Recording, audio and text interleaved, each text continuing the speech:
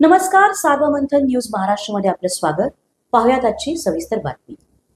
अहिल्यानगर जिल्ह्यातील श्रीरामपूरमध्ये स्थानिक गुन्हे शाखेच्या पथकाने धडक कारवाई करत तब्बल 10 ठिकाणी असलेले गावठी हातभट्टी दारूचे अड्डे उद्ध्वस्त केलेत.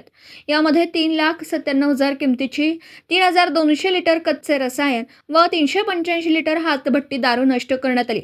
पोलीस अधीक्षक सोमनाथ घारगे यांनी स्थानिक गुन्हे शाखेस जिल्ह्यातील अवैध धंद्यांविरुद्ध कारवाई करण्याचे आदेश दिलेत. नमूद आदेशान्वये पोलीस निरीक्षक दिनेश आहेर यांनी स्थानिक गुन्हे शाखा तपास पथकातील पोलीस अंमलदार मनोहर गोसावी, गणेश भिंगारदे, संदीप दरंदले, रमीज राजा अत्तार, बाळासाहेब गुंजाळ व उमाकांत गावडे अशांना श्रीरामपूर तालुक्यातील अवैध धंद्यांची माहिती काढून कारवाई करण्याबाबत सूचना देऊन पथक रवाना केलं. 26 जून 2025 रोजी पथकाने श्रीरामपूर तालुक्यातील अवैध गावठी हातभट्टी अड्ड्यांची माहिती काढून छापे टाकून कारवाई केली.